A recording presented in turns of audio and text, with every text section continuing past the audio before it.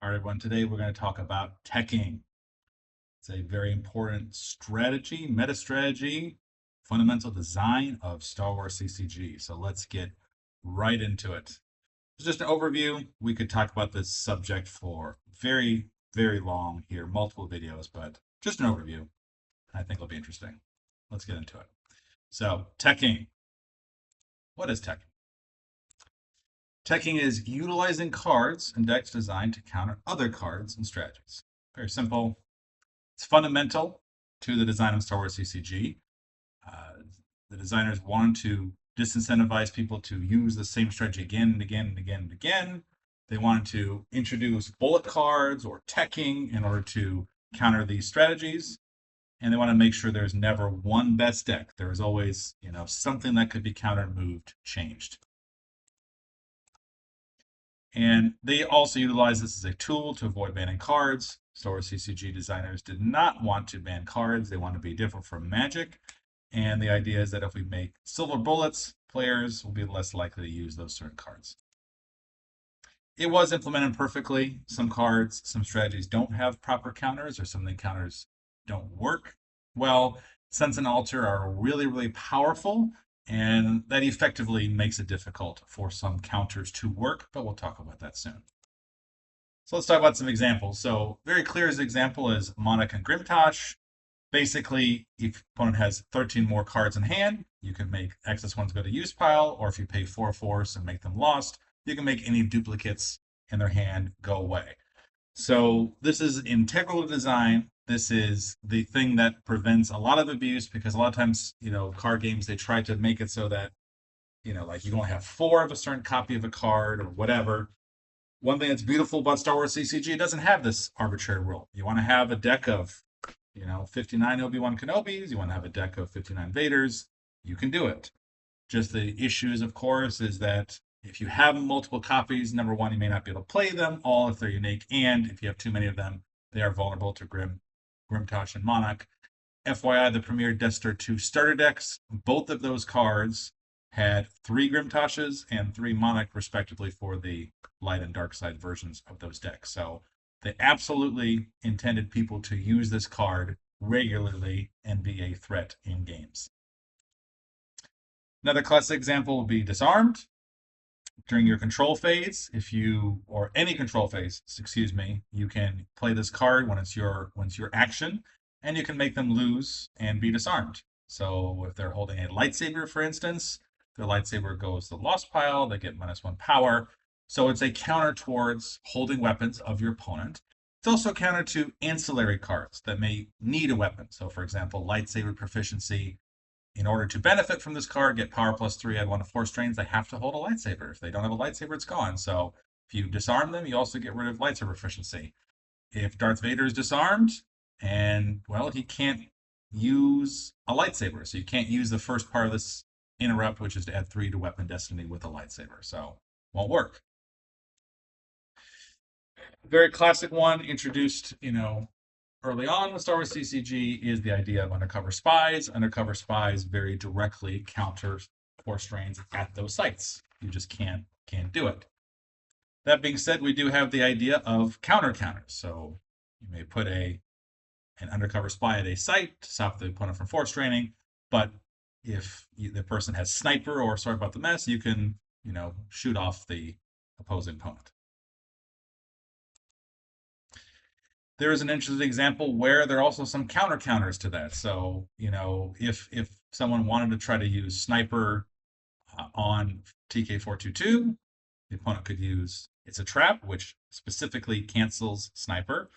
If someone used Sorry About the Mess on U3PO, you could use O Switch Off, which cancels any attempt to make them lost or hit or whatever. So there are some further examples. You can go down a further rabbit hole. So there's a different type of counter U3PO, which is R3PO. Basically makes it so that if they're undercover and they're a droid, they would lose 4 force a turn just for being there.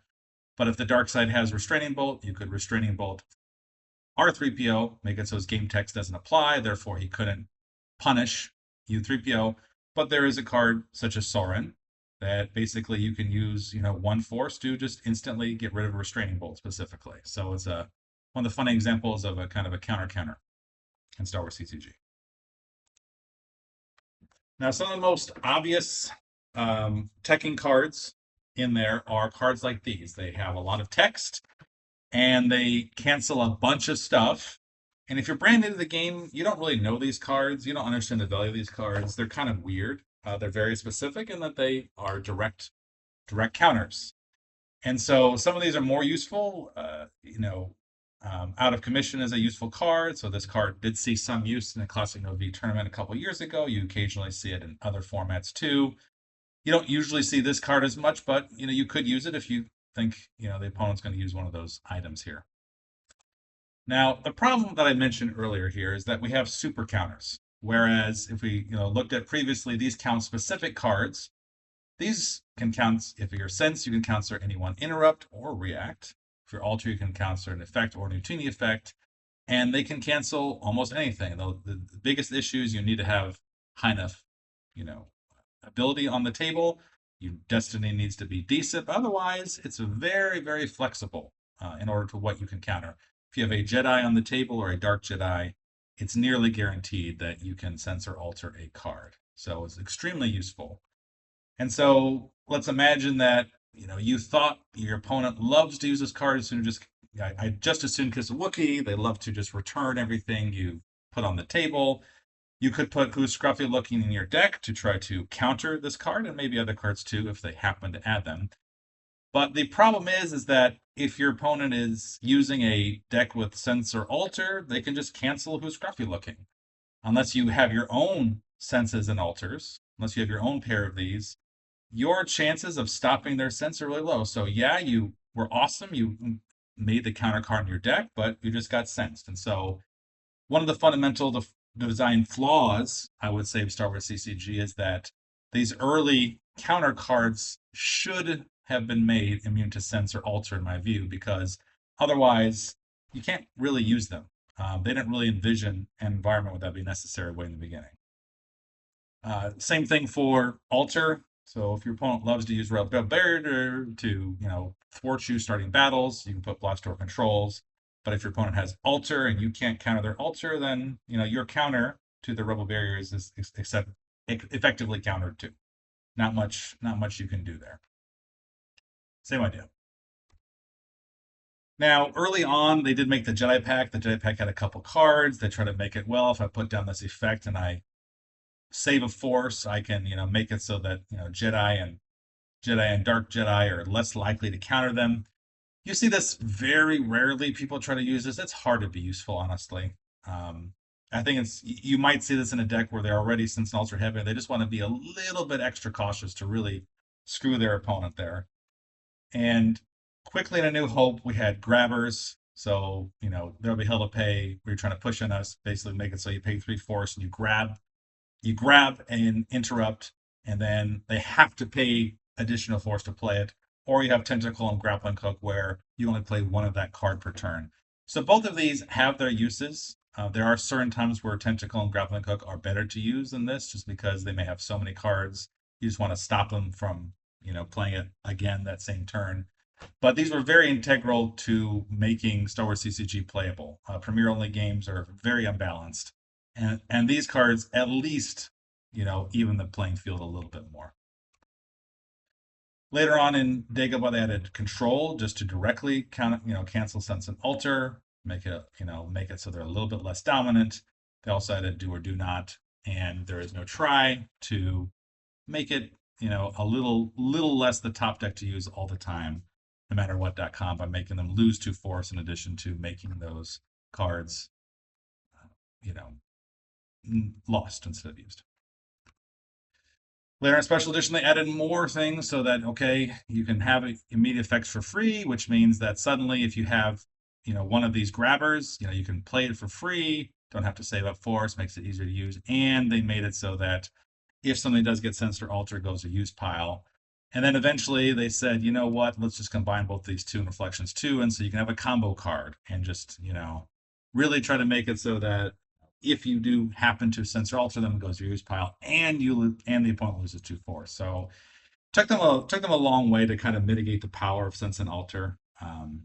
But that was kind of the journey of Decipher's methods toward there. There are some cards that don't have counters. For instance, hidden weapons. There is no decipher card which cancels hidden weapons.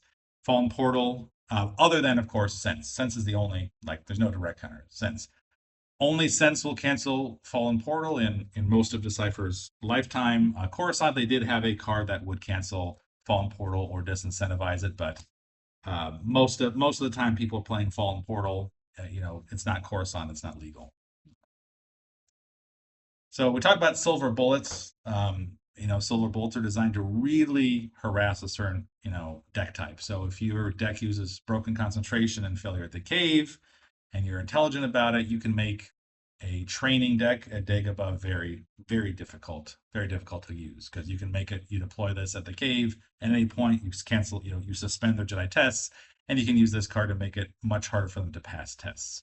In addition to moving 2 force to the top. So it's a good example of a bullet. Um, I would say that Decipher many times was kind of cautious. They would try to build up to silver bullets. So Never Tell Me the Odds is an insert card. A lot of people didn't like this card. I like it, but I understand why others don't. And it basically, if you're not defending against this, you can get in big trouble. So basically they had a couple of counters they finally got to in Jabba's palace where they have resistance and ultimatum where they make it so that okay, you have to occupy battleground, or if the person who played this effect occupies 3 battlegrounds, then they're not going to lose more than 2 force to an insert card. So it's a good card. It prevents people from just utilizing this blindly and not occupying a battleground, so that's less effective. But if you occupy 1 battleground, it still doesn't stop this. You still have to draw this many times. Although they did have an effect in special edition later on that would let you do that.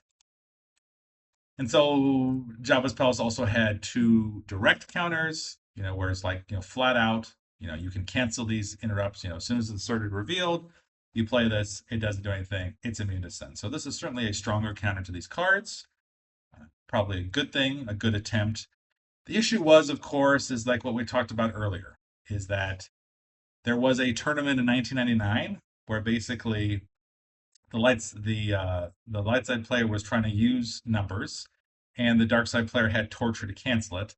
Well, what basically he did was that he used another card to see the opponent's hand. The opponent had multiple copies of torture, and then he used Grimtosh to get rid of his torture, and then his insert cards could work. Similarly, though, of course, that even if your opponent has torture and never, don't forget the droids, well, you can grab those and if you grab those, then they have to have force to play these. And so, if you have a lot of inserts in your deck and you don't lose them, then, eventually at some point you can insert and it will work. And so these bullets here do work, but they're limited, they're counterable. You still have to draw these interrupts and, whatnot here.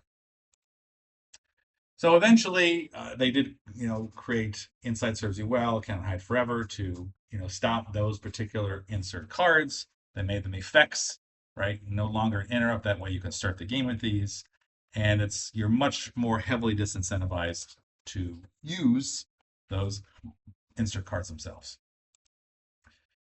And yes, this is a much harder counter to use. That's easier to do. Later on, they did kind of make more effects. So, lots of retrieval cards for the light side are very abusive. So they made more effects where just say, look, flat out, if you retrieve force, you lose it. They do have a club clearance where you can add that retrieval card here and you stack it. And, they would continually start losing force. So their force retrieval, their retrieval on top of retrieval will be less efficient. So, and these do counter most of these things here. Later on, you do start to see more characters with kind of type of bullets here. So in this particular case, both Major Britt and Colonel John here, they have the ability to cancel surprise assault or counter assault under certain conditions. And they had some of these before, but they started, later on in the Cypher's design cycle to add more of these counters here. And so these, I would say kind of counters. It's not a super bullet, but they do add some distance and some counters to it more over time, less with kind of interrupts, more with effects and people. Some silver bullets are close to very hard. So as soon as Jabba's Palace Sealed deck came in, Unitam makes generic sights, deploy -3 and force generation +1. So you could play Relative Operations, very, very powerful deck in Premier Death Star 2 and earlier, but it especially is good there. But the issue is, of course, is that the fact that this card exists takes away a lot of the, like the deploy +2 penalty, and so it makes it much easier for the light side to frustrate the ambitions of the dark side here. And so Relative Operations mostly disappears as soon as this card is available. Do you see some people try to use this? Yes, you technically could, just that you're at a big disadvantage if you do, and that's the problem. So it's a silver bullet, not a complete death sentence, but it's very difficult to come back from. So let's talk about some pros and cons of teching. So does counter abusive cards and strategies, make certain things harder to do that perhaps should be harder to do, that do deserve to have some counters. It does promote deck diversity because it prevents there being any single best deck. There's always some counter method to stop what you're doing in some way, or hinder it, mitigate it, whatever. It does increase the chances your own deck plan succeeds if you use them properly.